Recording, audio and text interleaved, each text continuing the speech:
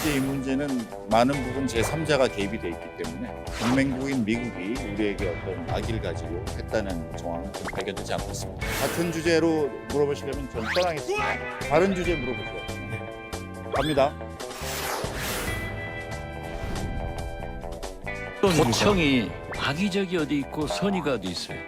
그 자체가 불법이고 나쁜 거예요. 그렇기 때문에 김태호 1차장은 이명박 대통령 비서관으로서 우리나라 외교를 망친 사람이고 대북 정책을 망친 분이에요. 특히 김태호 그 1차장 말이죠. MB 정권 외교 망쳤으면은 윤석열 정권에 등용이 되지 않든지 등용됐다가 하면은 외교를 잘해야지.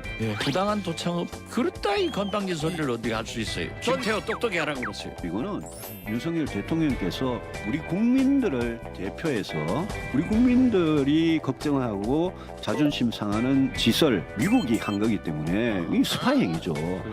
그러니까 윤석열 대통령께서 항의를 하고 이 일을 가지고 저는 정상회담이 영향을 또 나쁜 영향을 받아서는 안 된다고 생각합니다.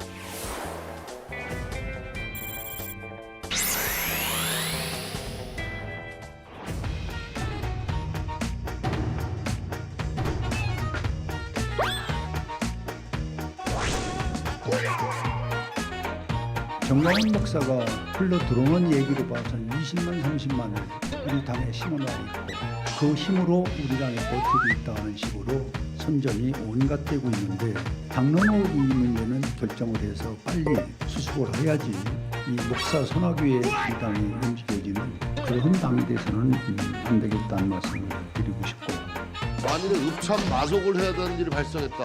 이건 주저하고는 안 됩니다. 단칼에 해치우지 않으면 앞으로 전진할 수가 없어요. 주저하고는 안 됩니다. 절대로 주저하는 모습을 보여서는 안 됩니다. 우리 집권 여당의 품위에 맞는 품격에 맞는 언행을 해야 된다고 생각합니다. 이러한 것에 대해서 엄격한 이제는 조치를 취해야 된다. 그리고 전대 이후에 우리 당의 지지율이 하락한다는 것은 결코 좋은 현상은 저는 아니라고 보고 있습니다.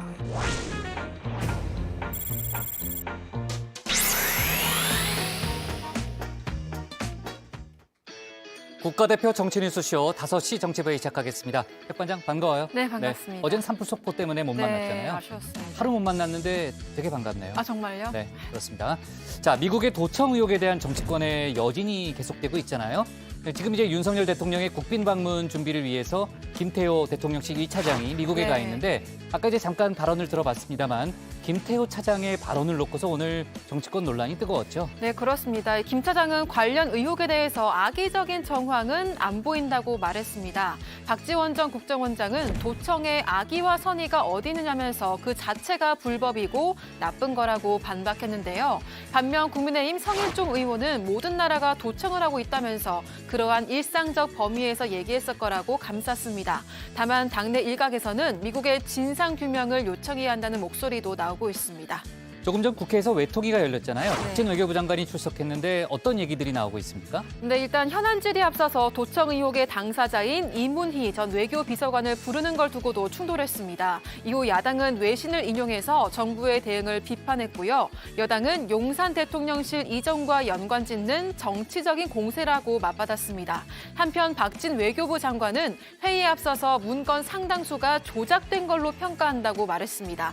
김홍걸 의원이 문건 조작 과 별개로 도청에 대한 의견을 묻자 도청은 문제가 있다고 생각한다고 답변해서 눈길을 끌었습니다. 네, 저도 잠깐 봤는데 아까 네. 이제 김태호 차장의 그 악의적 정황 없다는 그 발언을 두고 국민의힘 쪽에서도 비판이 나오더라고요. 윤상현 의원 같은 경우에는 네. 아까 이제 박지원 전 원장처럼 선의 악의가 어디 있느냐라는 또 그런 문제 제기를 하기도 했는데요.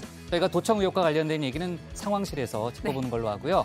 아까 이제 영상에 잠깐 나왔습니다만 지금 이제 국민의힘이 여러 가지 문제로 내홍을 겪고 있잖아요. 네. 당내 중진들이 오늘 쓴소리를 쏟아냈네요. 네, 취임 한 달을 맞은 김기현 대표가 당내 중진들과 첫 연석회의를 진행했습니다. 비판이 쏟아졌는데요. 정진석 전 비대위원장은 신상필벌은 당연하고 읍참 마속도 주저하면 안 된다고 말했습니다.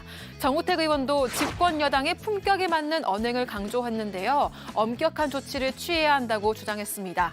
홍문표 의원은 목사 손아귀에 움직이는 당이 돼서는 안 된다면서 전광훈 리스크를 직격하기도 했습니다. 이 자리에서 태용호 최고위원이 한 네. 발언을 두고 홍준표 시장이 발끈했다 뭐 네. 이런 얘기를 들었는데 어떤 맥락입니까? 네, 이 태용호 최고위원이 중진들을 향해서 원외 중진들이 김 대표를 구체적인 근거 없이 흔들고 있다며 이를 막아달라고 당부한 건데요. 최근 김 대표와 충돌하고 있는 홍준표 시장을 겨냥한 게 아니냐는 해석이 나왔습니다. 이후 홍 시장은 총선이 다가오니 별 사람이 다 나서서 대표에게 아부한다고 했습니다. 스스로 자숙해야 하는데 화살을 어디에 겨누냐면서 분노를 표했습니다. 네, 관련된 얘기는 저희가 정치 인사이드에서 짚어보도록 할게요. 오늘도 뉴스가 많습니다. 네, 들어가실 건가요? 들어가야죠. 네, 알겠습니다. 들어가지 마요. 알겠습니다. 네, 갈게요.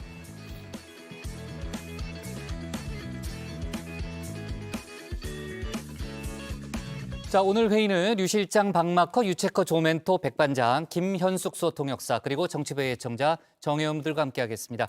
오늘도 속보 실시간 반영하면서 열어놓고 회의를 진행하죠.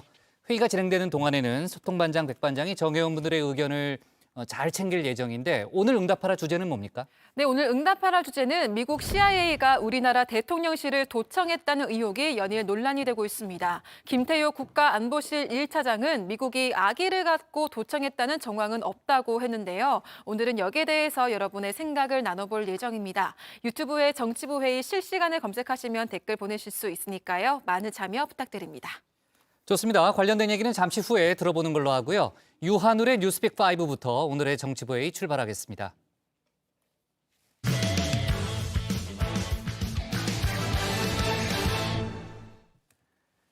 국민의힘 윤재옥 의원이 신임 원내대표로 뽑힌 뒤 오늘 첫 여야 원내대표 회동이 열렸습니다. 양측은 덕담으로 발언을 시작했지만 직회부와 거부권을 두고 뼈 있는 말을 주고받았는데요. 실제로 여야 앞에 놓인 숙제들 그야말로 가득하죠. 이런 가운데 검찰이 민주당 윤관석 의원에 대한 압수수색을 오늘 진행했는데요. 2년 전 전당대회에 초점을 맞춘 수사입니다. 관련 내용을 뉴스픽에서 짚어보겠습니다. 네, 5시 하면 다정해 정혜원들의 뉴스 큐레이터 울체커입니다. 수요일에 뉴스픽 5 바로 들어갑니다. 오늘 준비한 소식은요. 화기애애 만남, 어게인 2008, 불씨가 남았다, 지역사회 감염, 사적 폭로입니다. 일반적으로 첫 만남은 아름답기 마련입니다. 오늘 오전 국회의장 주재로 열린 여야 원내대표 회동도 그랬는데요. 국민의힘 윤재옥 신입 원내대표가 김진표 국회의장과 민주당 박홍근 원내대표를 함께 만나는 첫 자리였기 때문입니다. 정책이면 정책, 또 정무면 정무, 아주 밝고 또 뛰어나신 분을 여당 원내대표로 모셔서 많은 서로의 성과가 나기를 진심으로 기대한다 말씀드리고 싶고요. 정말 국회 업무에 밝으시고 또 늘 합리적이고 그러면서도 치밀하게 합의를 잘 이렇게 만들어내는 특별한 그런 재능을 가진 몇 안 되는 우리 그런 분으로 저는 늘 생각하고 있습니다. 네, 여기까지만 보면 참 화기애애하죠. 하지만 덕담만 주고받기엔 국회 상황이 그리 좋지 않습니다. 여야가 직회부대 거부권으로 맞서고 있기 때문이죠. 원내대표들도 서로 이 부분을 공개적으로 지적했습니다. 지금 현재 여야 간의 합의에 이르지 못하는 그런 쟁점 법안 처리를 좀 국민의 입장에서 민생이 많이 어려운데 국회가 조금 성숙한 모습을 보여줄 필요가 있다고 생각합니다. 행정부가 국회 입법권을 존중할 수 있게끔 하는 역할은 우리 모든 구성원의 역할이기도 하지만 여당이 대통령과의 관계에서 잘 이 문제를 좀 풀어주셔야 된다. 사전 중재 조정이라든가 수용을 할 수 있도록 설득한 역할은 결국은 여당의 몫이 아닐까. 네, 결국 화기애애하다기에는 화기애매한 첫 회동이 돼버렸는데요. 그도 그럴 게 내일 국회 본회의가 열리기 때문입니다. 윤석열 대통령이 거부권을 행사하면서 국회로 돌아왔죠. 양국관리법 개정안의 운명이 최종 결정되는 날입니다. 김진표 국회의장이 상정할 경우 개정안에 대한 재투표가 진행되는데요. 국민의힘과 민주당은 각각 당론 부결, 당론 재의결로 이미 방침을 정해놨습니다. 어제 농해수의 현안 질의에서도 일전을 벌였는데요. 여당에선 쌀 의무 매입의 부작용을 피력했고요. 야당에선 정부가 제의 요구를 요청하면서 거짓 자료를 썼다고 주장했습니다. 의무 매입하면서 비용은 들고 그렇습니다. 그래도 쌀값 방어를 못하고 그렇습니다. 쌀 생산량을 조절해서 다른 대체 작물로 가거나 또 스마트 농업을 육성하거나 청년 농업을 육성하거나 거기에 투자해야 될 돈도 투자도 못하고 그렇죠. 의무비에 써야 되고. 아니, 법안은 그 분석이 불가능하다 그래서 분석한 일이 없다는 거고, 그럼에도 불구하고 장관님과 총리께서는 마치 농경위원이 분석한 것처럼 자료를 인용하셨어요. 거짓말 하신 거죠. 분석한 일이 없는데. 들어보세요. 의원님, 이건 어린애들도 보고 있어요. 거짓말 그런 말 하지 마세요. 아이, 잠깐만. 장관님 그 한동훈 장관 따라하지 마십시오. 네, 앞서 말씀드린 것처럼 국민의힘이 당론 부결을 추진하는 이상 양국관리법 개정안은 폐기될 것으로 보입니다. 이 재의결을 하려면 제적의원 과반 참석에 이 참석의원의 3분의 2 이상이 찬성해야 하는데요. 이 전원이 참석한다는 가정하에 국민의힘 115명이 반대표를 던진다면 재의결에 필요한 찬성표를 확보할 수 없기 때문이죠. 그렇다면 여기서 끝나느냐? 그것도 아닙니다. 2라운드가 곧바로 또 시작될 것으로 보입니다. 바로 민주당이 복지위에서 법사위를 건너뛰고 이 본회의로 직회부해둔 간호법과 의료법을 두고서입니다. 간호법과 의료법 등 민생 법안들도 내일 본회의에서 원칙대로 처리하겠습니다. 어제 정부 여당이 내놓은 뒷북 중재안은 상임위에서 여야가 합의 처리한 법안을 또다시 휴지 조각으로 만들려는 시도에 불과합니다. 네, 박홍근 원내대표가 말하는 중재안, 어제 국민의힘이 연 민당정 간담회에서 나온 겁니다. 의료법부터 정리해드리면요. 이 의사면허를 취소할 수 있는 요건을 모든 범죄에서 의료범죄와 성범죄, 강력범죄로 줄여놨습니다. 그리고 간호법은 다른 직역에서 반대하는 이 간호사의 업무 범위와 관련된 내용은 빼버리고 간호사의 처우 개선과 정부 지원 보강 부분만 명시하자는 건데요. 간호협회 측은 간담회 중간에 자리를 박차고 나갔습니다. 합의된 수정안에 대해서 그 간호사협회에서 이 부분에 대해서 더 보완할 점이 있거나 또 보완을 요구할 점이 있다면은 앞으로 당정 간에 더 조율을 거쳐서 더 보완을 하고 앞으로 여야 간에 협의를 통해서 이 문제를 원만하게 해결하기 위해서 노력하겠다는 점을 말씀드리겠습니다. 네, 민주당은 따라서 어제 간담회 인정할 수 없고 중재안도 뒷북에 불과하다면서 원안대로 추진하겠다는 방침도 밝혔는데요. 대통령실은 이 부분을 야당의 독주로 규정하면서 간호법에 대해서도 거부권 행사를 검토하고 있는 걸로 전해집니다. 그렇다면 저 울체커가 한번 짚어드린 적도 있습니다만 이 윤 대통령의 대선 후보 시절 발언을 꺼내들지 않을 수가 없는데요. 이 간호협회를 방문해서 했던 발언이죠. 대통령실은 당시 간호사의 처우 개선에 공감했던 거지 지금의 간호법은 대선 공약집에도 포함되지 않았다는 입장을 보이고 있는데요. 그러면 이 발언은 뭘까요? 간호사들 의료 현장에서 얼마나 고생하는지 눈으로 다 봤고요. 거기에 대한 합당한 처우와 그리고 이 제도를 어떻게 만들어야 되는지에 대해서 제가 아직 모르는 부분이 많이 있습니다만은 정확하게 가려가지고 저는 할 겁니다. 예. 이번에 간호법 안 되면 저희 국회의사당 앞에서 눕겠습니다. 알겠습니다. 네네. 저를 믿어주세요. 네, 거부권을 행사하려면 지금까지 내놓은 것 이상의 명분이 필요하지 않을까 싶습니다. 그런데 민주당 역시 이 단독 추진, 단독 의결만이 능사는 아니라는 지적도 나옵니다. 김준표 의장도 오늘 첫 회동에서 바로 이 지점을 언급했는데요. 이 윤재옥, 박홍근의 시간 이제 한 달도 안 남았습니다. 민주당도 5월 초에 새로운 원내대표를 뽑기 때문이죠. 그때 가서 윤재옥, 박홍근 원내대표는 어떤 마지막 인사를 나누게 될까요? 이번 4월 국회 성과에 달린 것 같습니다. 상임위원회에서나 또는 법사위에 계류되어 있더라도 상임위 간에 조금 더 협의하면 이건 양당이 합의할 수 있을 텐데 그런 아쉬움과 안타까움이 있어요. 두 분 원내대표가 새로 팀을 이루었으니까 제대로 여야가 합의해서 국민 70~80%가 그만하면 됐다 할 정도의 합의안을 만들어낼 수 있도록 정치적으로 더 많이 대화하고 소통했으면 좋겠습니다. 두 번째 픽은 어게인 2008입니다. 검찰이 민주당 윤관석 의원 그리고 강래구 한국감사협회 회장의 자택과 사무실 등 20여 곳을 압수수색 중입니다. 2021년 5월 민주당 전당대회를 앞두고 최소 수천만 원 규모의 불법 정치 자금이 오간 정황을 확보했기 때문입니다. 2년 전 민주당 전당대회를 앞두고 돈봉투를 뿌리기로 모의하는 녹음 파일 등을 전 사무부총장의 휴대전화에서 검찰이 확보를 했습니다. 당시 송영길 캠프의 핵심 역할을 맡고 있던 윤관석 의원이 이 과정을 주도했다고 검찰은 보고 정치자금법 위반 등의 혐의로 입건을 한 상태입니다. 네, 여기서 민주당 전 사무부총장, 이 알선수재 등의 혐의로 재판을 받고 있는 이정근 전 부총장입니다. 지금 언급된 세 사람의 연결고리는 송영길 전 대표입니다. 윤관석 의원과 강래구 회장은 2021년 전당대회 당시 송영길 후보 캠프에 몸담고 있기도 했는데요.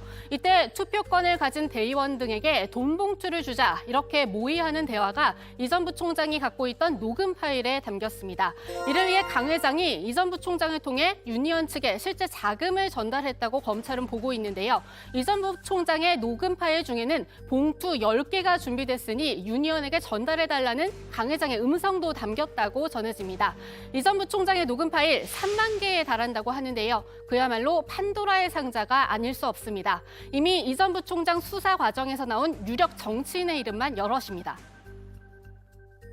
네, 이정근 전 민주당 사무부총장은 사업가 박모 씨로부터 여러 청탁을 받고 돈도 10억 원을 받은 혐의로 구속됐죠. 그런데 박 씨가 이 전 부총장 구속 전에 만났습니다. 이 전 부총장이 청탁을 들어주겠다며 친분을 내세웠던 정치인 이름을 줄줄이 언급합니다.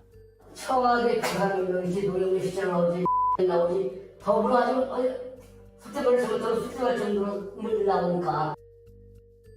검찰은 2021년 민주당 전당대회 때 2008년 국민의힘 전신인 한나라당 전당대회 당시와 비슷한 일이 벌어졌을 거라고 판단하고 있습니다.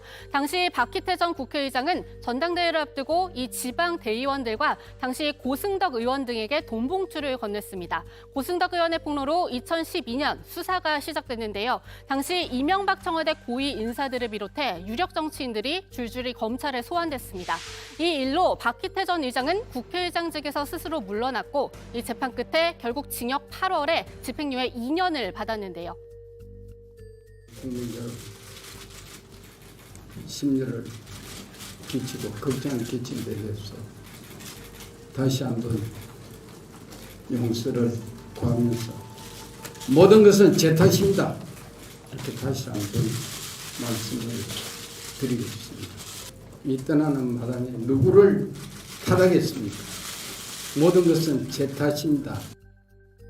검찰은 이른바 2021년판 돈봉투 사건에 대해서도 실제 뿌려진 돈과 여기에 개입한 사람들의 규모를 확인 중이라고 합니다. 앞으로 진행될 수사 내용에 따라서 이 민주당 인사들의 대거 소환이 이뤄질 가능성까지도 배제할 수 없어 보입니다. 네, 세 번째 픽으로 갑니다. 강릉 산불 속보인데요. 불씨가 남았답니다. 어제 오후 4시 반 큰 불이 잡힌 강릉 산불. 하지만 밤새 나무가 타고 있다, 불꽃이 보인다는 신고가 80건 넘게 접수됐습니다. 따라서 산림당국은 오늘도 잔불 정리에 총력을 기울이고 있는데요. 이 천만다행으로 되살아난 불씨는 크게 번지지 않고 있다고 합니다. 하지만 당국이 상세한 파악에 들어가면서 피해 규모는 눈덩이처럼 불어났는데요. 이 민가와 펜션 등 120여 곳이 불에 탄 것으로 집계되고 있고요. 여기에 따라서 집을 잃은 이재민도 300명에 달합니다. 한순간에 잿더미가 됐어요. 아무 생각이 없어요. 기계가 다 탔는데 뭐. 난 눈물이 나서 그럼 바로 그냥 대피하라고 집에 못 들어가게 하더라고요. 그리고 안타깝게도 인명피해도 있었습니다. 어제 다정회 중에 속보로 전해드린 사망자 1명, 펜션에서 밖으로 탈출하려다가 변을 당한 것으로 추정되는 80대 남성이었고요. 이 대피 과정에서 2도 화상을 입은 3명 등 부상자도 15명 나왔습니다. 윤 대통령은 오늘 강릉을 특별재난지역으로 선포했습니다. 네, 다음 픽, 지역사회 감염입니다. 원숭이 도창이라는 감염병 기억하십니까? 지금은 엠폭스로 불리는데요. 확진자가 2명 추가됐습니다. 그런데 2명 모두 3주 이내에 해외에 나갔다 온 적이 없었습니다. 이 국내에서 병에 걸린 지역사회 감염인데요. 지난 7일 첫 지역사회 감염자가 나온 데 이어 일주일도 안 돼 벌써 3명째입니다. 하지만 밀접 접촉으로만 걸리는 만큼 과도한 걱정은 안 하셔도 될 것 같습니다. 최근 국내 감염 추정 사례가 발생했지만 앞서 밀접 접촉을 통해서 제한적 경로를 통해 전파되는 질병의 특성을 말씀드렸듯이 지역 확산에 대한 과도한 불안은 불필요합니다. 막연한 우려와 불안보다는 예방 수칙의 준수가 중요합니다. 네, 마지막 픽은 사적 폭로입니다. 고 전두환 씨 손자 전우원 씨가 전두환 일가에 대한 사적인 폭로도 이어가고 있습니다. 이 SNS 라이브 방송을 통해서 할아버지한테 어렸을 때 어퍼컷으로 맞았다, 권투를 잘하시는 것 같다 이렇게 말했고요. 또 아버지와 재혼한 박상아 씨가 본인과 형을 내쫓으려고 하면서도 사람들 앞에선 친한 척 연기를 했다고도 주장했습니다. 네, 오늘의 뉴스픽은 여기까지입니다. 들어가서 원픽 뽑겠습니다. 뉴스픽 5였습니다. 네, 자 뉴스픽 2에서 제가 다뤘던 대로 검찰이 오늘 윤관석 의원의 국회의원 회관 또 지역구 사무실 등에 대해서 동시다발적인 압수수색을 진행을 했고요. 민주당을 사실상 또 정면으로 겨냥했다고 볼 수 있기 때문에 앞으로 이제 수사 범위가 어디까지 가느냐에 따라서 좀 파장이 클 걸로 보이고. 윤 의원이 관련해서 입장을 내놨다는 거죠. 네, 그렇습니다. 윤 의원은 이 보도에 언급된 인물들 이야기에 제가 거론됐다는 것조차 황당하기 짝이 없다면서 전당대회 돈봉투 의혹과 아무 관련이 없다고 혐의를 부인했는데요. 또 이 검찰이 해당 사건에 대해 어떠한 사전 조사도 요청한 적이 없다면서 압수수색에 유감을 표명했습니다. 윤 의원은 이 검찰의 비상식적인 야당 탄압 기획 수사를 규탄한다면서 정치 검찰과 끝까지 싸워서 무고함을 밝히겠다고 덧붙였습니다. 이번 검찰 수사는 이제 이정근 민주당 전 사무부총장의 알선수재 혐의 수사부터 시작이 됐잖아요. 관련된 여러 가지 증언들이 또 확보가 되면서 아마 수사가 좀 범위가 넓어지는 것 같은데 오늘 이정근 전 부총장에 대한 1심 선고가 내려졌죠. 그렇습니다. 이정근 전 부총장의 혐의부터 정리를 먼저 해드리면요. 2019년 12월부터 지난해 1월까지 정부 지원금 배정 그리고 공공기관 납품, 임지원 승진 등의 청탁 명목으로 이 사업가 박모 씨로부터 여러 차례에 걸쳐서 9억여 원을 받은 혐의를 받고 있습니다. 또 2020년 2월부터 이 석 달 동안은 국회의원 선거비용 명목으로 역시 박 씨로부터 3억여 원을 받았다. 이렇게 검찰은 보고 있습니다. 네, 오늘 이 10억 원대 금품을 수수한 혐의에 대해서 1심 선고가 내려졌는데요. 서울중앙지법은 이 전 부총장에 대해서 징역 4년 6개월을 선고하고 9억 8천만 원 추징을 명령했습니다. 검찰이 구형한 징역 3년보다도 높은데요. 재판부는 이 전 부총장이 수사 과정에서 증거 인멸을 시도했고 공판에서 증거에 반하는 주장을 하는 한편 공여자를 비난하며 잘못에 대한 성찰을 보여주지 않았다고 선고 이유를 설명했습니다. 네, 자 다른 뉴스를 좀 넘어가 보겠습니다. 최근 이제 학폭 의혹, 아들의 학폭 의혹으로 국가수사본부장에서 낙마를 했죠. 정순신 변호사에 대해서 국회 차원의 청문회가 이제 실시가 될 예정인데 지난달 31일에 정 변호사가 이제 공황장애 진단서를 내면서 불출석 의사를 밝혔고 그래서 청문회가 오늘 며칠이죠? 14일, 내일인가요? 모레 14일로 일단 연기가 된 상황인데 정 변호사가 다시 불출석 사유서를 냈다는 거죠. 네, 맞습니다. 당시 국회 교육위 소속 야당 의원들은 이 정 변호사가 불출석한 데 따라 정 변호사는 물론이고 이 부인과 아들도 14일 청문회 증인으로 채택했는데요. 세 사람 모두 어제 불출석 사유서를 냈습니다. 정 변호사는 사유로 이번에도 공황장애를 적어냈고요. 정 변호사의 부인과 아들은 극심한 스트레스로 심신이 매우 쇠약하다는 점을 이유로 들었습니다.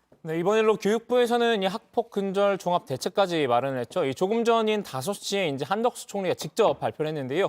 우선 이 가장 큰 논란이 됐던 학폭 기록 보존 기간 같은 경우에는 이 중대한 학폭으로 6호에서 8호 처분을 받은 경우에는 이 학생부 보존 기간을 졸업 뒤에 4년까지로 좀 늘리기로 했습니다. 지금은 2년인데 좀 더 늘린 셈이죠. 또 2026년부터는 학폭 조치 사항은 이 대학 진학 때 반드시 반영을 해야 합니다. 학생부 전형뿐 아니라 수능과 논술, 실기 전형에서 전부 다이고요. 필수 반영 방안은 추가로 마련해서 8월에 발표한다는 예정입니다. 네, 조금 전 5시에 발표된 속보까지 지금 이제 반영해서 얘기를 했고요. 그러니까 현 고1부터 적용되는 그런 새로운 대책이네요. 자, 그리고 조금 전에 또 속보가 하나 들어온 게 최근 이제 강남 납치 살인 사건이 있었잖아요. 이제 관련된 여러 이제 공범과 주범들이 이제 구속이 됐는데 그 배후로 의심되는 재력가 부부에 대해서 오늘 신상을 공개할 건지 위원회가 열렸는데 조금 전 이제 신상을 공개하기로 결정이 됐습니다. 지금 이제 사진이 나가고 있는데요. 지금 사실혼 관계죠. 남자는 이제 유상원 만 50세고요. 또 여자는 황은희 만 48세의 인물이라고 합니다. 이들이 이제 범행 자금 7천만 원을 지급한 이제 의심을 받고 있는데 내일 검찰로도 송치가 된다고 하니까 아마 내일 또 모습이 이제 공개되지 않을까 하는 또 그런 생각이 드네요. 자, 좋습니다. 유채커, 오늘의 원픽은 어떤 걸로 잡을 거예요? 네, 오늘의 원픽은 두 번째 픽에서 가져왔습니다. 제2의 돈봉투 사건, 검찰 2021년 민주당 전대 강제 수사 돌입.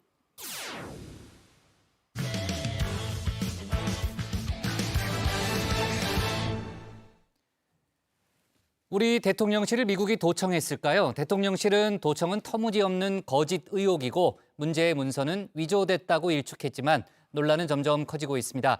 민주당 의견에서는 미국 정부에 대해서 사과와 재발 방지 약속을 받아야 한다 이런 주장을 펴고 있는데요. 현재 미국을 방문 중인 대통령실 김태호 차장의 발언이 오히려 야당의 반발을 키웠습니다. 관련 소식을 유정아 실장이 정리했습니다. 양국의 견해가 일치합니다. 공개된 정보의 상당수가 위조되었다. 미국 측에 우리 정부는 어떤 입장을 좀 전달하실 계획이세요? 할 게 없죠. 왜냐하면 누군가가 위조를 한 거니까. 동맹국인 미국이 우리에게 어떤 악의를 가지고 했다는 정황은 지금 발견되지 않고 있습니다. 네, 미국 정보당국의 도청이 의심되는 문서, 대통령실 김태호 국가안보실 1차장은 위조됐다 이렇게 이야기를 했죠. 미국에 도착한 뒤에도 이 도감청에 대한 질문을 받았는데 악의를 가지고 했다는 정황은 없다라고 말을 했습니다. 한마디로 문제가 없다 일축을 한 건데요. 윤석열 대통령의 방미를 보름 앞둔 이번 사전 방문에서 이 문제의 도감청 문제 삼지 않겠다는 의사를 분명히 한 겁니다. 구체적으로 이 김성한 안보실장의 대화가 조작인 거냐 이런 기자들의 질문도 있었는데요. 답을 피했습니다. 그 얘기는 구체적으로 묻지 마시죠. 어제 제가 한마디로 했으니까. 미국 같은 경우에 같은 주제로 물어보시려면 전 떠나겠습니다. 됐습니까? 네, 문서가 위조됐다는 것과 악의는 없었다는 것, 이 도감청이 있었냐 없었냐에 대한 직접적인 답이라고 보기는 좀 어렵죠. 박지원 전 국정원장은 이 파장을 줄이려고 하는 대통령실의 입장은 알겠지만 도청은 했다는 게 팩트라고 말했습니다. 도청이 악의적이 어디 있고 선의가 어디 있어요. 그 자체가 불법이고 나쁜 거예요. 양국 국방장관이 전화를 했고 좀 파장을 줄이려고 하는 것은 한미 동맹을 위해서나 당연한 것 아니에요? 팩트는 도청했죠. 네, 대통령실은 앞서 한미동맹은 굳건하다라면서 이 도감청 의혹은 이 터무니없는 거짓 의혹이다라는 공식 입장문을 냈는데요. 이 입장문의 강조점은 오히려 뒤쪽에 있었던 걸로 보입니다. 급하게 진행됐던 이 대통령실 이전 때문에 도감청이 됐다는 허위 네거티브 의혹을 민주당이 제기하고 있다라고 한 부분인데요. 외교 자해 행위이자 이 외교 자해 행위라고 지적을 했죠. 미국과는 신뢰를 강조한 반면에 민주당의 의혹 제기에 대해서는 강력 비판한 셈인데요. 민주당 이재명 대표는 야당 비판하는 데 집중하고 있는 우리 정부를 다시 비판을 하면서 미국을 향해서 공식 사과를 받아내라고 말했습니다. 친구의 잘못은 단호하게 지적하는 것이 성숙한 동맹일 것입니다. 정부는 의혹을 규명하기보다는 합리적인 문제 제기를 틀어막는 데만 집중하고 있습니다. 정부는 도청 의혹의 실체를 낱낱이 파악하고 사실이라면 미국 정부의 공식 사과와 재발 방지 약속을 반드시 받아내야 합니다. 네, 미국은 아직 관련 수사를 진행 중인데 우리 정부가 먼저 나서서 위조다, 한미동맹은 문제없다 이렇게 말한 점도 민주당은 문제 삼고 있는데요. 김태효 1차장의 이 악의는 없다라는 발언을 들어서 선이라면 동맹국 대상으로 불법 도청을 해도 되는 거냐 이렇게 되묻기도 했습니다. 우리 대통령실은 도청을 아무 일 아닌 듯 축소하려고만 합니다. 유출된 문건에 따르면 미국은 엄연히 도청 당사국입니다. 도청 당사국이 인정하는 거 봤습니까? 그런데 왜 도청 당한 우리가 먼저 나서 미국과 의견이 일치한다며 감추기에 급급한 것입니까? 네, 실제로 미국에서는 우리 정부가 얘기한 이 문제 문서 위조냐, 그러니까 진짜냐 가짜냐 이 문제보다는 누가 유출했느냐, 또 얼마나 유출이 된 거냐 이 부분에 관심이 집중돼 있다고 합니다. 오히려 문서에 남긴 내용 자체는 이미 다 알려진 내용이라서 이걸 확인하는 수준이라고 했는데요. 포탄을 공급해야 되는 과정에서 사실 러시아하고 미국 사이에서 한국이 굉장히 민감한 위치에 있잖아요. 네네. 그게 이미 다 잘 알려져 있었는데 확인이 됐구나라는 게 뿐이지 실제로 이 한국이 이렇게 오고 간 대화가 사실이냐 아니냐에 대해서는 지금 거의 보도를 할 필요가 없는. 네, 제가 외신 보도도 좀 찾아봤습니다. 오늘자 CNN 보도인데요. 미 국방부 고위 관계자가 이 문재인 문서들을 보고 당황스럽다라는 반응을 보였다고 합니다. It's embarrassing이라고 되어 있죠. 문서의 출처는 이 마크 밀리 미 합참 의장을 포함한 국방부의 고위 관계자들을 위해서 준비된 정보 브리핑의 문서의 일부로 보인다. 이렇게도 보도가 되어 있는데요. 그러니까 공식 문서의 일부가 유출됐다는 취지입니다. 해당 정보는 정보 관계자 최소 수백 명이 접근 가능하다 이렇게도 되어 있는데 이 미국 수사 당국은요 문서가 누구에게 어떻게 배포가 됐는지 유출의 배후가 누구인지에 집중을 하고 있다고 합니다. 유출 이후에 일부 위조가 있었을 수 있지만 문서 자체는 사실이다 이런 취지인데요. CIA 국장은 미국 정부가 심각하게 보고 있다고 말했습니다. The deeply unfortunate leak of classified documents is certainly as intense as anything, and that now part of the inbox as well. And, you know, it's something that the U.S. government takes extremely seriously. The Pentagon and the Department of Justice have now launched a quite intense investigation to get to the bottom of this. 네, 미국의 도청 사실 처음 있는 일도 아닙니다. 2013년 에드워드 스노든의 폭로로 파장이 일었던 바가 있죠. 역시 동맹국인 독일 메르켈 총리의 휴대폰을 10년 이상 도청한 사건도 있었습니다. 이후 미국 오바마 대통령 도청하지 않겠다 약속을 했지만요. 이 약속이 지켜지고 있는지는 정확히 확인할 수가 없고 이 도청 기술은 그때 10년 전보다 훨씬 발전을 했다는 게 중론입니다. Ausspähen unter Freunden, das geht gar nicht. Und zwar gegenüber niemandem. Das gilt für jeden Bürger und jede Bürgerin Deutschlands. We will not monitor the communications of heads of state and government of our close friends and allies. 네, 국민의힘에서도 이 도청 사실을 인정하고 대통령실 엄호에 나선 사람도 있었는데요. 지금 다반사로 있는 겁니다. 지금 우리만 예를 들어서 집중적으로 했다든지 뭐 했다고 한다면 심각한 문제가 될 수도 있겠죠. 이거는 각국이 생존을 위해서 모든 나라가 하고 있는 것이다. 네, 문제는 대통령실의 애매한 해명이 화를 키우고 있다는 지적이 여권에서도 나왔습니다. 이준석 전 대표는 대통령실은 도청이 안 되고 청와대보다 안전하다라고 했던 그 해명. 그러면 이 신호정보 장비를 통해서 정보를 수집하는 시긴트가 아니라 정보원 등 인적 네트워크를 통해서 정보를 얻는 휴민트가 정보의 원천이냐 이렇게 이야기를 했는데요. 즉 대통령실에 스파이가 있다는 얘기를 하는 거냐 이렇게 비판을 한 겁니다.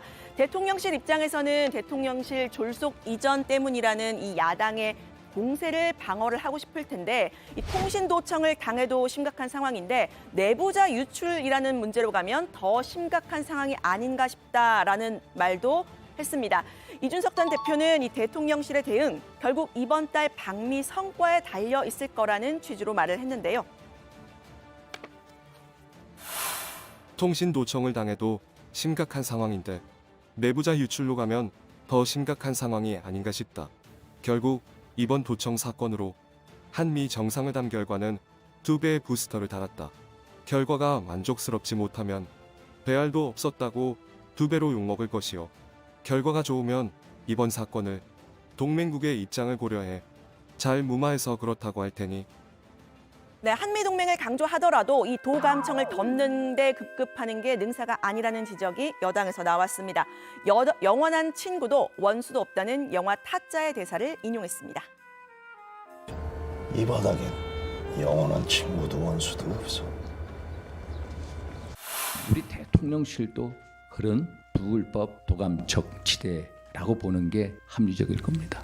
그래서 비공식적으로라도 이 사실관계를 확실하게 파악하셔야 됩니다. 진상규명을 해야 됩니다. 그 일이 대한민국 국격에 맞는 한미관계가 이 대한민국 국격에 맞는 글로벌 중추국가 대한민국이 한미관계에 있어서 주종관계 동맹이 아닌 대등한 동맹임을 꼭 보여주셔야 합니다. 네, 앞선 한일 정상회담에서 윤 대통령은 저자세 외교 아니냐 이런 야당의 비판을 받았었죠. 한미 정상회담은 그래서는 안 된다 이런 위기감이 여권에서도 있는 듯한데요. 민주당은 지금 야당의 비판을 오히려 지렛대로 삼으라고 했습니다. 총성 없는 전쟁이라고 불리는 이 외교 전장에서 야당이 따질 건 따지고 정부는 정부의 역할을 하라는 취지입니다.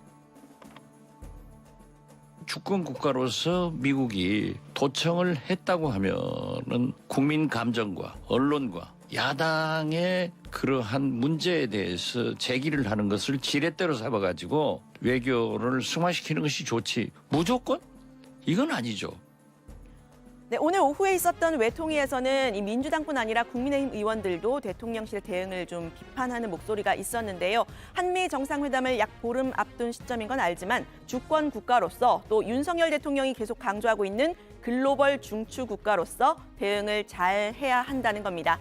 오늘 발제는 이렇게 정리합니다. 김태효 차장 미국 도청 의혹의 악인은 아니야. 이재명 대표 친구 잘못 단호히 지적하는 게 성숙한 동맹.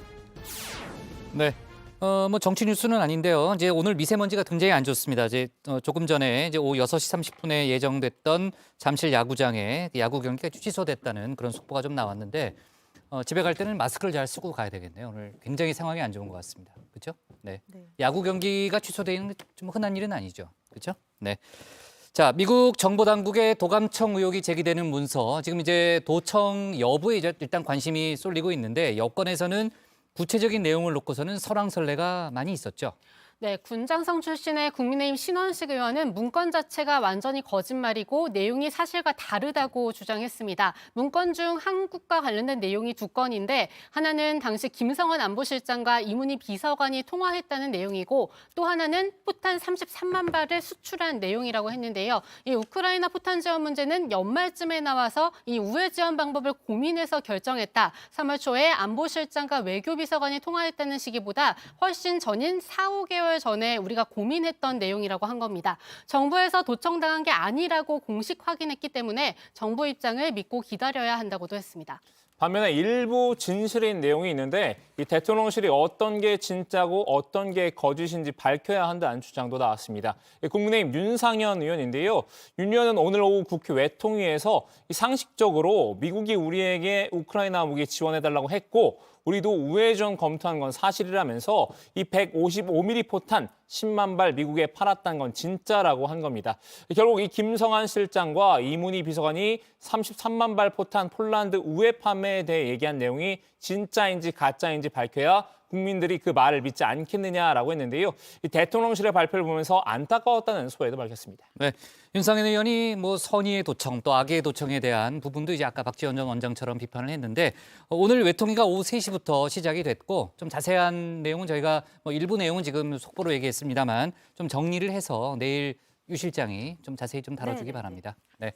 자, 반면 야권에서는 문건의 내용에 대해서 의미 있다는 그런 평가도 나왔다는 거죠. 그렇습니다. 지금 도청 얘기가 지금 핵심 얘기가 많이 되고 있어서 그런데 이 네. 문건 내용을 좀 더 살펴보면요. 지금은 사임한 이 김성한 전 안보실장과 이문희 비서관이 우크라이나 살상 무기 공급을 하지 말아야 한다는 취지의 통화를 했다. 이런 내용이 담겨 있습니다. 바이든 대통령이 직접 윤 대통령에게 전화해서 요구할 수가 있는데 윤 대통령이 이 국빈 방문에서 요구를 수락할 경우에 대해서 우려하는 그런 내용인데요. 박지원 전 국정원장은 문건의 내용이 공개가 된 만큼 미국의 무기 지원 압력을 뿌리칠 수 있는 명분이 생겼다. 이런 취지로 이야기를 했습니다. 직접 들어보시죠.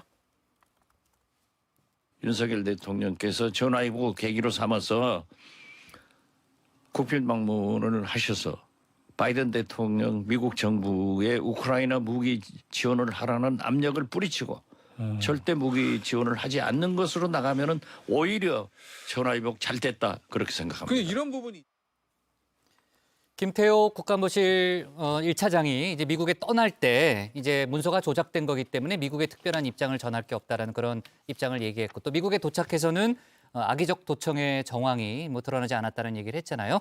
전반적인 좀 분위기를 보면은 이제 한미 정상회담이 임박했기 때문에 어쨌든 문제를 크게 만들지 않겠다라는 그런 의지가 읽히네요. 네, 국회 정보위 소속이죠. 국민의힘 하태경 의원은 음지에서 정보 수집을 하는 건 동맹국 간의 동맹을 잘 유지 관리하기 위해서라도 정보가 필요하다 이렇게 봤는데요. 우리 국정원 요원 역시 동맹국에 나가 있다는 겁니다. 다만 주권 국가로서 문제가 드러났는데 봐줄 순 없는 문제라고 지적을 했습니다. 지금 김 차장의 말을 잘 들어보면 미국이 비공개지만 해명을 하고 사과를 한 것 같다 이런 추측도 내놨는데요. 일단은 비공개로 대화를 나누는 게 순서상 우선이라는 겁니다. 미국이 뭐 비공개지만 해명을 하고 사과를 한 것 같아요. 네. 그리고 그러니까 이제 대통령실에서는 이걸 전략적으로 더 키우는 게 바람직하지 않다. 이런 문제들은 좀 비공개로 네. 풀고 비공개로 풀리지 않을 때 네. 그래도 뭐 해명도 안 하고 사과도 안 하고 이랬을 때는 이제 공개적으로 우리가 따질 수 있는데 처음에는 이제 비공개로 푸는 게 순서죠. 국방위원장을 지낸 유승민 전 의원은 윤석열 대통령이 직접 사과를 요청해야 한다 이런 주장을 폈죠. 네, 그렇습니다. 지금 이제 김태호 차장이 한미 정상회담 전에, 그러니까 사전 그 방미에서 미국에 말할 입장이 없다라고 말을 했었죠. 이걸 두고 지금 논란이 있는 상황인데요. 유승민 전 의원은 윤석열 대통령이 직접 엄중하게 항의할 필요가 있다고 했습니다. 국내외 언론을 보면 미국이 도청을 했다는 건 광범위하게 인정되는 사실인 것 같고 문제가 있는 건 분명하다는 겁니다. 외교부 장관이나 이 김태호 차장은 오히려 실무적인 차원의 협의라는 주체라고 말을 했는데요. 야당을 향해서도 대통령실 이전 문제로 인한 거란 그런 정치 공세보다는 미국에 항의하는 데 초점을 맞춰줬으면 좋겠다고 했습니다. 동맹의 근간을 흔드는 거는 이 사건에 관한 하는 미국이죠. 70년 된 동맹끼리 그거를 도청을 하는 거를 누가 이해를 하겠습니까? 도청할 거라고 생각하고 방어를 제대로 안 했던 책임이야 있겠죠, 우리한테. 그렇지만 1차적인 책임은 미국이기 때문에 저는 야당도 거기에 좀 포커스를 맞춰줬으면 좋겠다 그런 생각이. 네, 오늘 발제 이렇게 정리하겠습니다. 김태호 도청 의혹 악의는 아냐, 이재명 단호히 지적해야로 제목을 잡겠습니다.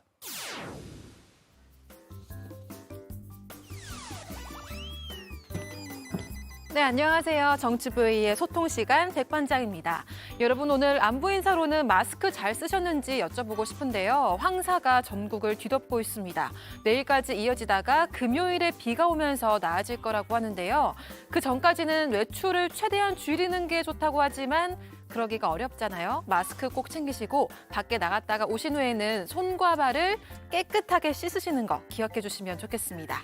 네, 오늘의 소통 주제는 김태호 국가안보실 1차장 악의적인 도청 없었다. 여러분의 생각은입니다. 먼저 다정회에서 미리 찾아본 댓글들 보겠습니다. 네, NOHO님, 미국이 우리를 도와주려고 악의가 아니고 좋은 마음으로 도청했다는 말인가? 이런 사람에게 나란 일을 맡기면 안 된다라고 하셨고요. AHN0님, 미국의 도청은 자국의 이익을 위해 100번이라도 발생할 수 있는 거다. 동맹도 이익 앞에서는 아무런 의미가 없다. 당당하게 따질 건 따지고 챙길 건 챙겨야 된다라고 하셨습니다. 네, 정의원분들께서 실시간으로 올려주시는 댓글들도 함께 보겠습니다. 법영님께서는 악의의 불법은 안 되고 선의의 불법은 괜찮다는 건가요? 어이가 없습니다라고 하셨고요.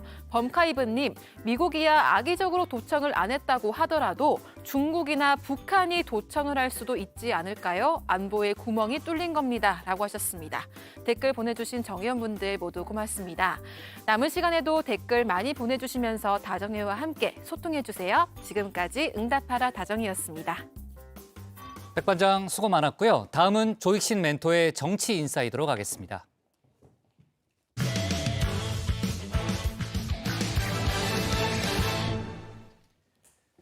최근 당 안팎에서 리더십이 흔들린다는 비판을 받고 있죠. 국민의힘 김기현 대표가 당 중진들을 만나서 당의 기강을 좀 잡아달라 부탁을 했는데요. 중진들은 오히려 김 대표에게 쓴소리를 쏟아내며 김 대표의 기강을 다잡았습니다. 읍참마속을 주저하지 마라 이런 조언들도 나왔는데 관련 내용을 정치 인사이드에서 짚어봅니다.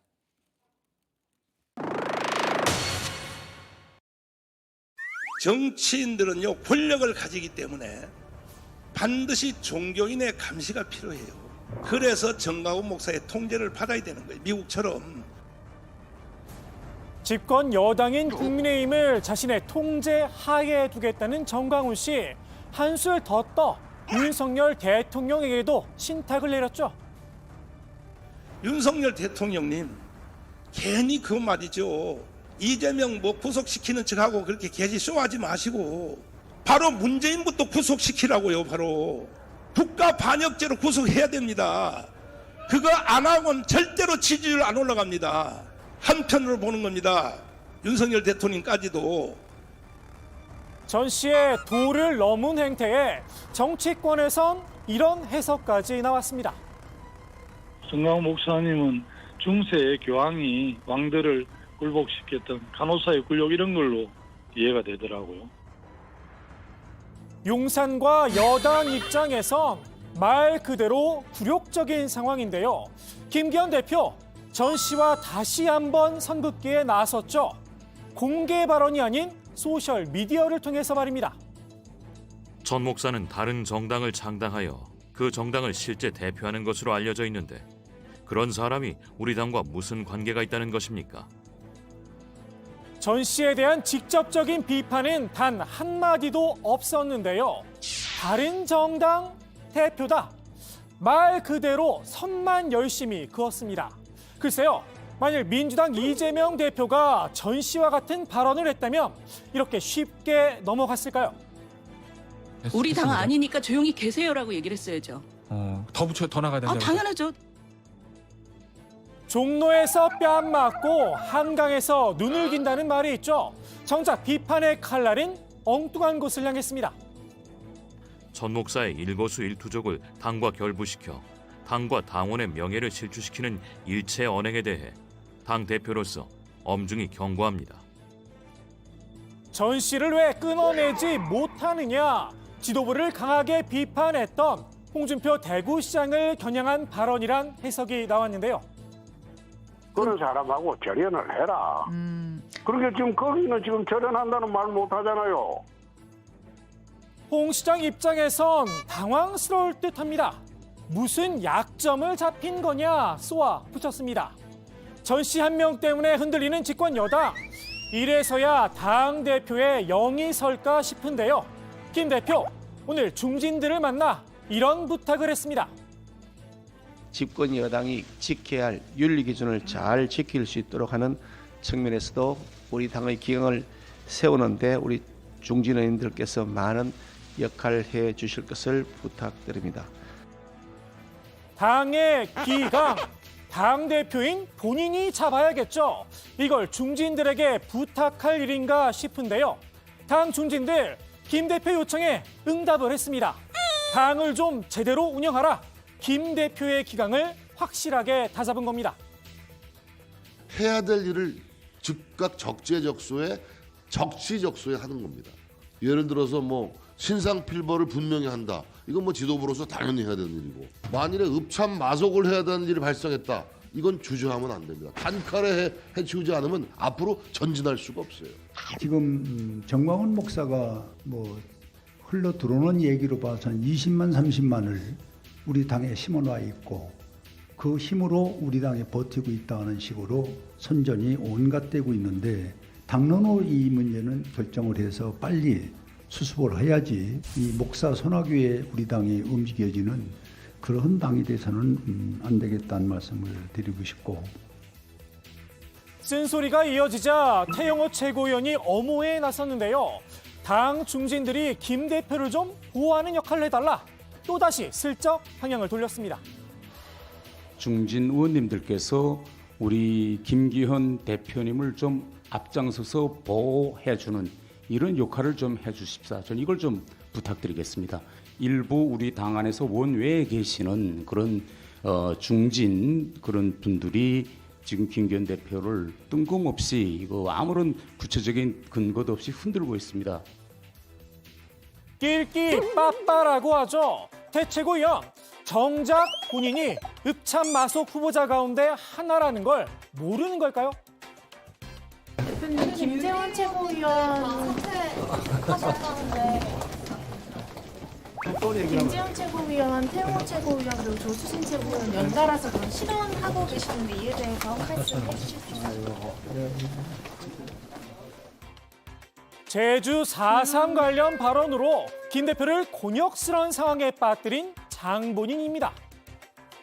4.3 사건의 장본인인 김일성 정권에 한때 몸담궜던 사람으로서 대최고위원이 말한 원외에 있는 중진이죠. 홍준표 시장 또 나냐 발끈했습니다. 스스로 자숙해야건을 화살을 어디다 겨누느냐 참 어이가 없다고 말입니다. 최근 논란이 된 최고위원들의 징계 문제 조만간 윤리위에서 논의가 있을 듯 싶습니다. 공석이던 윤리위원장에 황정근 변호사를 내정했다는 소식도 들려왔는데요. 누구누구를 윤리위에 올리느냐가 관심이죠. 정광훈 씨와 국민의힘 사이의 연결고리이자 이미 3번이나 설화를 빚은 김재원 최고위원이 첫 손에 꼽힙니다. 김재원 최고위원에 대한 징계 당에서 시작하는 겁니까?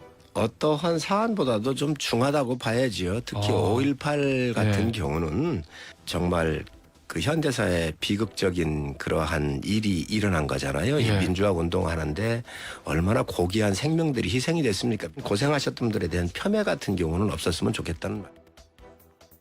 5.18은 어떤 사안보다 중요하더라. 이 말의 진정성 과연 믿을 수 있을까요? 불과 몇 주 전과 입장이 싹 바뀌었습니다. 과거에 그 이른바 5.18 관련 부적절한 발언을 했던 3인방에 대해서 국민의힘이 징계 내렸던 거 기억하시죠, 의원님? 예, 기억하고 있습니다. 그러면 거기에 준해서 김재원 최고위원도 뭔가 당에서 조치가 있어야 된다는 목소리도 나올 법한데 어떻게 생각하십니까? 그거하고는 저는 조금 좀 틀리다고 보는데요. 네. 그거는 국회의원 신분으로서 국회에서 공식적인 행사를 한 것이고 네. 이번 같은 경우는 뭐 사적 자리에 갔었던 거 아닌가 싶습니다. 그리고 본인이 또 바로 그 부분에 대해서 사과를 하고 그래서 최근까지 이른바 셀프 자숙으로 마무리 짓겠다는 분위기였죠. 당의 기류가 확 바뀐 건 용산의 지령 때문이란 분석인데요. 김 최고위원의 이딴 실언이 당과 국정 지지율에 악영향을 끼치자 징계를 요구했다는 겁니다. 김 최고위원, 아무래도 여행 가방을 미리 쌓아놔야 하지 않나 싶습니다. 산티아고 순례길하고 여의도 길하고 둘 중에 한 군데를 돌아라고 하면 어디로? 산티아고 순례길은 걸어가면 늘 생각이 깊어지고 자신을 돌아보는 길인데 여의도 길은 생각하기 싫은 길이죠. 국민의힘의 뒤늦은 징계, 과연 효과가 있을까요? 지지율이 떨어진 근본적인 원인, 국민의힘이 우경화하는 게 아니냐는 우려 때문이죠. 우리는 5.18 폄하 정당이 돼버렸잖아요. 그리고 또 4.3 폄하 정당이 돼버리고. 광주 5.18과 제주 4.3 폄하의 선봉에 선 이들, 바로 정광훈 씨를 위시한 극우 유튜버들이기도 합니다. 전광훈이라는 한 인물의 문제가 아니라 예를 들면 저희도 좀 그 극단적인 성향의 그 뭐 유튜버들이 많잖아요. 네. 저는 뭐 정광훈도 이 사람도 그런 유튜버 중에 한 명이라고 봐요, 솔직히. 국민의힘 5.18과 4.3에 대한 명확한 입장을 내놔야겠죠. 전 씨를 비롯한 극우 유튜버들과도 확실한 절연이 필요해 보입니다. 다만 김기현 지도부에서 과연 가능하겠느냐는 물음표입니다. 국민의힘이 우경화의 길을 걸을지도 모른다는 우려. 어쩌면 이미 우경화된 인사들을 당의 지도부로 뽑은 건지도 모르겠습니다. 오늘의 정치 인사이드 이렇게 마무리합니다. 지금 최고위원들이 100% 윤석열 대통령의 우중에 따라서 선출된 당원 100%로 선출된 사람들이에요. 5.18 관련, 뭐 정광훈 목사 관련, 밥안공기 관련 뭐 실언을 했다. 4.3 관련 실언을 했다. 그거 몰랐냐 이거죠. 그럴 사람들인 줄 모르고 뽑았냐 이거죠. 네. 황정근 변호사가 이제 윤리위원장에 내정이 됐다고 하니까 아마 그 관련된 속보가 좀 나올 것 같고 아마 1호 사건으로 김재원 최고위원을 좀 논의하지 않을까 하는 그런 관측이 나오고 있습니다. 자, 오늘 또 여러 가지 좀 뭐 화제와 논란이 됐던 뉴스가 이런 게 있었죠. 지난달 30일 이제 충북 제천에서 산불이 난 당시에 김용환 충북지사가 술자리에 있었다 이런 또 문제 제기가 있었고 김 지사는 간담회 자리였고 술잔에 입을 대기만 하고 술은 한 모금도 마시지 않았다 이런 해명을 내놨습니다. 오늘 관련해서 여러 가지 뭐 그 속보들이 많이 나왔는데 일단 민주당이 거짓말 해명이었다 문제를 제기하고 나섰던 거죠. 그렇습니다. 김영환 충북지사 측은 처음에는 물만 마셨다 이렇게 이야기를 했다가 술잔에 입만 댔다. 또 한 잔을 채 마시지 않았다 이렇게 해명을 계속 바꿔왔는데요. 민주당 소속의 박진희 충북도의원이 오늘 기자회견을 열고 김 지사가 거짓 해명을 했다고 주장을 했습니다. 복수의 동석자에 따르면 김 지사가 마신 술은 소주와 맥주를 섞은 일명 폭탄주라면서요. 마신 술의 양이 좋기 20여 잔이다 이렇게 이야기를 한 겁니다. 빠르게 마신 탓인지 얼굴은 심하게 붉어졌고 취기에 흥겁게 부른 노래가 2곡이나 된다라면서 이 폭탄주를 수십 잔 마시고 노래까지 부르는 간담회가 세상 천지 어디에 있느냐고 쏘아붙였습니다.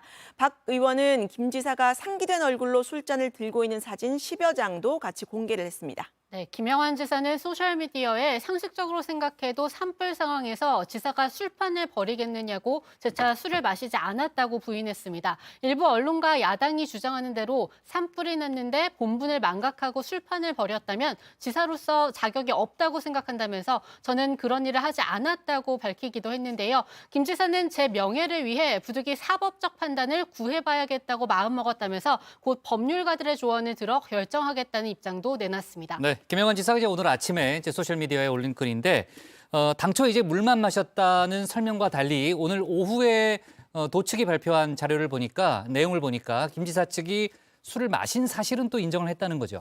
네, 맞습니다. 윤홍창 충청북도 대변인은 충주 청년들과의 토의는 열띤 분위기에서 1시간 정도 이어졌는데 그 과정에서 여러 차례 건배가 있었고 도지사도 열기에 부응하기 위해 한두 잔 마셨다고 설명했는데요. 이 폭탄주 20여 잔은 거짓 선동이라는 겁니다. 네. 자, 그러니까 20여 잔은 아니지만 열기에 부응하기 위해서 한두 잔은 마셨다라는 게 이제 충북도에 또 바뀐 해명인데 아무튼 이제 물만 마셨다는 첫 번째 해명은 사실과 좀 다르다는 그런 얘기인데요. 아까 이제 김영환 지사가 법적 대응을 하겠다고 했지만 사과가 먼저 아니냐는 또 그런 얘기도 좀 많이 나오고 있습니다. 박진희 충북도 의원이 뭐 녹취록 또 확보한 사진을 추가로 공개할 가능성이 있다고 하는데요. 이제 관련된 속보도 저희가 챙겨보도록 하겠습니다. 자, 오늘 국회에서 나온 다른 뉴스를 좀 챙겨보면요. 정의당 이정미 대표가 이른바 쌍특검을 신속 처리 안건, 그러니까 패스트 트랙에 태울 수 있다는 그런 입장을 밝혔다는 거죠. 네, 현재 정의당이 내놓은 50억 클럽 이 특검법이 이 법사위 소위를 통과한 상태인데요. 국민의힘이 전원 퇴장을 한 가운데 야당 단독으로 의결을 했습니다. 국민의힘은 앞서 진행된 2번의 소위 논의에서도 불참했죠. 때문에 이 정의당은 국민의힘이 50억 클럽 특검법을 통과시킬 의지가 없다고 보고 있는데요. 국민의힘 소속 김도 법사위원장이 특검법을 상정해서 의결할 가능성이 낮다는 관측도 나오고 있습니다. 이 정의당 이정미 대표는 이달 안에 특검법이 법사위를 통과하지 않는다면 패스트 트랙에 태우겠다고 국민의힘을 압박했는데요. 김건희 특검법도 같이 처리할 수 있다는 입장을 밝혔습니다. 이 대표의 말 직접 들어보시죠.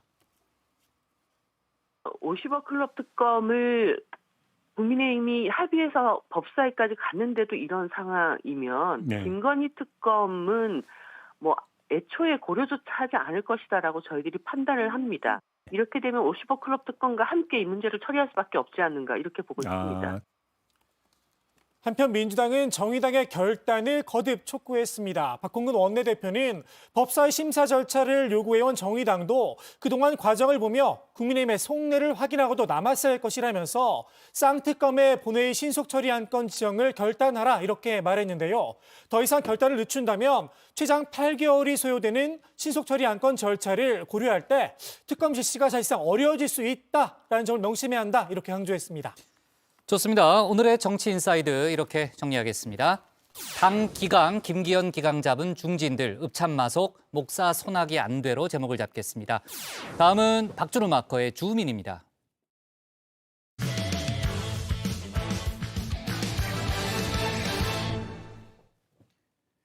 총선을 1년 가까이 앞둔 시점에서 전직 대통령들의 존재감이 올라가고 있습니다. 여야 모두 대표 리더십의 위기를 맞은 상황이죠. 그렇다고 총선을 함께 이끌어갈 마땅한 인물도 없다는 게 중론인데요.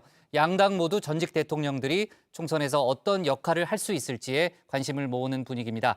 박준우 마커가 주민에서 관련 소식을 정리했습니다. 총선이 앞으로 딱 1년 정도 남았습니다. 이 시점에 여야 양쪽에서 각각 주목을 받는 인물들이 있는데요. 이 전직 대통령 2명입니다. 각자의 영문성을 딴 이니셜, 한 명은 P, 다른 한 명은 M인데요. 합쳐서 2PM이라고 부르면 될까요? 두 사람이 내년 총선을 앞두고 또 다시 정치권에 등판할 가능성도 있다는 전망이 나오고 있죠.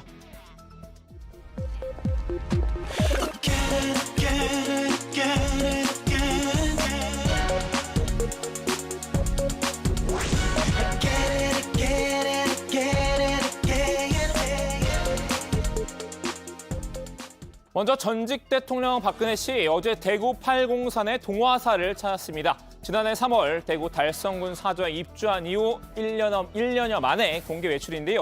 이 운동화 가벼운 흰색 재킷 차림에 특유의 올림머리를 하고 등장을 했죠. 오랜만에 공개 활동 소식에 동화사 앞에는 이렇게 300여 명의 인파가 몰려들었는데요. 지지자들의 응원 메시지에 웃으며 화답하는 모습을 보였습니다.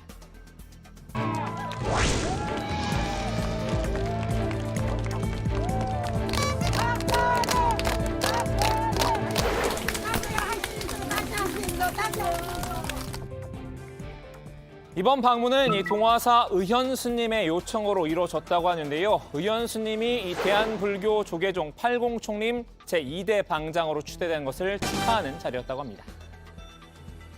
은혜께서 우리 결의의 성지이고 우리 결의의 희로애락을 같이 한 이 팔공 성지에 왕림해 주신 것을 우리 대구 불자님들 모두가 한마음 한뜻으로 환영에 맞이 않습니다. 2시간 반 가까이 동화사에 머무는 동안 화기애애한 분위기가 이어졌는데요. 다만 이 국정농단 사건으로 인한 수감 생활 위로하는 발언이 나왔을 때는 잠시 표정이 굳어지기도 했습니다. 우리 문재인 정부는 수십 명, 수십만 명, 수백만 명이 그냥 비선실세입니다. 우리 박근혜 대통령 비선실세 하신 게 없습니다. 이번 공개활동 지난해 5월 대구 지방선거 사전투표에 참여한 것 이후로는 처음인데요. 크게 정치적인 발언이 오가지는 않았지만 이 오랜만에 활동 재개 시점이 공교롭게도 정확히 22대 총선 D-365일이었죠. 다만 측근인 유영하 변호사는 정치적 의미를 부여하지 말라며 선을 그었는데요. 그동안 이제 건강이 좀 안 좋으셔서 외출을 자제하셨다가 오랜만에 처음으로 이제 공개적으로 동화사를 방문하셨는데 총선을 딱 1년 앞둔 시점이거든요. 그 얘기는 안 하겠습니다. 하지만 일각에서는 이른바 이 박근혜 사단의 총선 출마설이 모락모락 피어나고 있죠. 최경환 전 경제부총리와 우병우 전 정무수석 등이 거론되는데요. 이런 소문에 더해 딱 총선 1년 전이란 절묘한 타이밍까지 겹치면서 마냥 비정치적으로만 보기에도 어려운 상황이 됐습니다. 근데 지금 보면은 대구 경북 지역에서도 뭐 최경환, 우병우 이런 분들이 명예회복 뭐 이야기하면서 출마를 하니 많이 이런 이야기가 들려요. 국민의힘에서 그분들 공천 주기는 어려울 거고 그럼 무소속 나가면서 뭐 박 대통령 업고 나오려고 하는 거 아니겠습니까? 여기에 다음 주 중엔 국민의힘 김기현 대표와 만날 것이라는 사실도 알려졌죠. 보좌진들도 있고 실장님 계시니까 연락을 해서 아마 날짜가 정해지면 아마 대표실에서 언론한테 알리지 않겠나 그렇게 보고 있습니다. 아마 다음 주쯤 아마 방문이 있으실 것 같습니다. 이번 두 사람의 만남은 이 김 대표의 요청으로 이뤄진 것으로 알려졌는데요. 김 대표 측은 당이 배출한 전직 대통령을 예우하는 차원에서 만난 것이라고 설명했습니다.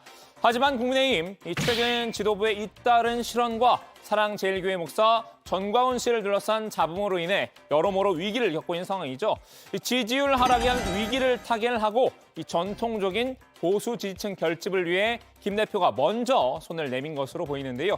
한때 선거의 여왕으로 통했던 박근혜 파워, 끊을 수 없는 약이었나 봅니다.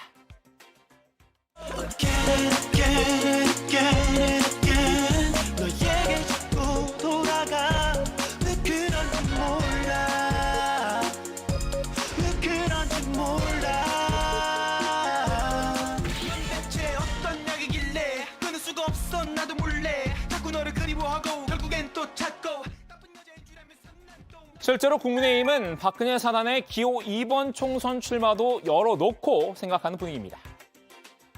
당선 가능성이 있느냐 없느냐에 대한 제일 가장 중요한 판단 기준 아니겠습니까? 지금부터 무조건 된다 안 된다 이렇게 답을 낼 필요는 없다는 그렇습니다. 말씀이신 거죠? 정당은 모든 걸 다 열어놓고 가는 거니까요. 예. 하지만 비윤계에서는 이 김 대표를 두고 이 벤자민 버튼이라는 쓴소리를 내놨습니다. 유승민 전 의원인데요. 중수청, 이 중도 수도권 청년 표심을 잡아야 하는 마당에 거꾸로 가고 있다는 지적입니다. 저는 김기현 대표가 지금 가야 할 변화의 방향하고는 좀 거꾸로 가는 것 같습니다. 거꾸로 가고 있다. 지금 정광훈 목사 그거 하나만 하더라도 점점 극우화되는 그런 부분에 대해서 걱정들을 많이 하고 국민들께서 그 진짜 보기 싫다 그러시는데 김기현 대표가 왜 뭐 박근혜 대통령을 그렇게 가는지 저는 이해가 안 됩니다. 유 전 의원 한편으론 김 대표가 이런 선택을 하게 된 심정을 조금은 이해하는 듯합니다. 윤석열 대통령의 국정 운영 지지율 최근 이 30%대 초반에 머물러 있죠. 유 전 의원은 윤 대통령이 당 지도부를 온통 윤심 인사로 치운 결과가 정부 여당의 지지율 동반 하락이라고 봤는데요. 이대로 가면 윤석열이란 이름을 걸고 내년 총선을 치르기는 어렵다고 전망했습니다. 이 구원 투수가 절실한 상황이란 얘기죠. 오죽하면 김 대표가 전직 대통령을 찾았겠냐는 겁니다. 윤석열 대통령 지지도가 지금과 같이 뭐 30%에서 왔다 갔다 하고 또 우리 여론조사에 보면 야당 뽑겠다는 국민들이 훨씬 많고 이 상태가 계속되면 그러면 당은 무슨 다른 대안이 있어야 될 거 아니에요. 그렇죠. 이 지도부, 이 지지도로 어떻게 총선을 치르겠습니까? 이대로 가면 총선 참패입니다. 윤석열 정부 5년 내내 식물정부입니다. 정치권에선 정부 여당이 정신 차리지 않으면 오히려 박근혜 씨에게 먼저 손절을 당할 수 있다는 관측도 있죠. 총선 때 기호 2번을 지원한 게 아니라 박근혜 신당을 창당할 것이라는 전망입니다. 저는 뭐 윤석열 정부 국정을 제대로 못하면 충분히 그 박근혜 대통령을 지지하는 사람들이 당을 만들 수 있다. 이미 뭐 조원진 의원은 우리공화당인가 이렇게 해서 뭐 만들어져 있는 당도 있고 거기에 힘을 보태주실 수도 있고 또 새롭게 뭐 총선에 점에서 신당을 창당할 수도 있는 거 아닌가. 정치권에서는 그렇게 그 이야기를 하시던데요. 반대로 야당에서는 문재인 전 대통령의 존재감이 다시 부각되고 있습니다. 지난 4.3 추념식 때 잠시 모습을 드러냈죠. 다만 이 전원 정치 논란을 의식한 듯 당분간 정치인은 만나지 않겠다며 다시 자명에 들어갔는데요. 그리고 그 뭐 정치인들을 안 만나시려고 하는 건 아마 이제 말씀하신 것처럼 최근에 있었던 뭐 이런 메시지를 두고 중구난방 이야기 나오는 거 저는 이것도 좋은 일이 아니라고 저도 생각을 합니다. 그럼에도 주변에서 문 전 대통령을 가만히 두지 않는 분위기입니다. 이 문 전 대통령을 주인공으로 내세운 다큐멘터리 영화 문재인입니다가 다음 달 개봉을 앞두고 있는데요. 평산마을의 일상을 공개를 하고 주변인들의 인터뷰를 통해서 인간 문재인을 살펴보는 내용이라고 합니다. 자연이 좋은 분이에요. 해되시죠. 답답할 때도 많죠. 노잼이라 그러죠. 원래 일하는 것보다 노는 걸 좋아합니다. 잊힌 삶을 살고 싶다던 문 전 대통령의 재수한 배경, 여기엔 이재명 대표가 있다는 분석도 있습니다. 여당의 상황과 데칼코마니라고 봐야 할까요? 총선을 앞두고 박근혜의 석자가 거론된 게 윤 대통령의 탓이라면 반대로 문재인의 주가 상승도 이 대표 탓이란 논리입니다. 그러니까 뭔가 상식적이지 않잖아요, 둘 다. 지금, 그러니까 이제 저는 뭐 국민의힘 당원이니까 국힘 욕을 더 하면 안 되는데, 민주당은 지금 뭐 이런 얘기 하기도 식상할 정도로 모든 그 초점이 방탄에 맞춰져 있는 상황으로 지금 시간이 벌써 작년 여름부터 지금 1년 가까이 이렇게 끌고 오고 있는 거고. 이 대표 취임 이후 민주당은 줄곧 사법 리스크에 시달리고 있는 상황이죠. 어제도 외신 간담회에서 관련 질문이 연이어 나왔습니다. 이 대표는 쓴웃음을 지을 수밖에 없었는데요. 5 persons close to you have died. Are you, Lee Jae-myung, a dangerous man to know? 제 주변의 분들이 이 검찰의 수사를 받다가 그것도 본인들이 문제가 아니라 저를 수사하는 과정에서 이렇게 유명을 달리한 점에 대해서는 참으로 안타깝게 생각합니다. 저는 그들의 사망에 대해서 어떤 영향도 미칠 수 없는 상태입니다. 성남시장 하셨을 때 가능한 상황일 때 그 법에 관한 그 대표님 입장 외신 기자회견에서 이런 질문과 답을 해야 된다는 사실이 참으로 수치스럽다고나 할까? 좀 그렇습니다. 집안의 문제는 가급적이면 집안에서 해결하는 게 좋은데 그렇게 노력하도록 하겠습니다.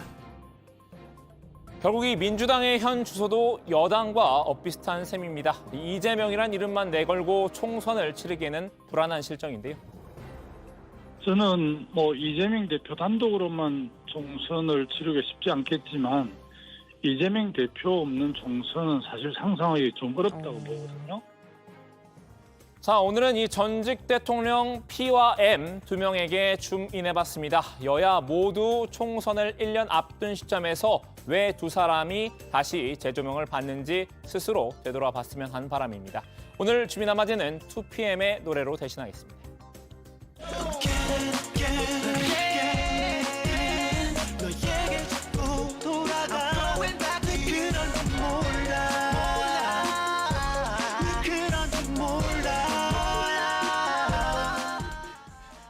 네, 문재인 전 대통령 다큐 영화가 이제 다음 달에 개봉을 하는데 여권에서는 이제 비판과 또 약간 조롱 섞인 그런 반응들이 좀 나왔는데 태영호 의원은 신격화를 멈추라는 또 그런 입장을 냈고 전효옥 전 의원은 장르가 초대형 재난 영화다 뭐 이런 또 평가를 하기도 했습니다. 아무튼 관련된 여러 가지 또 속보도 좀 저희가 챙겨보고요.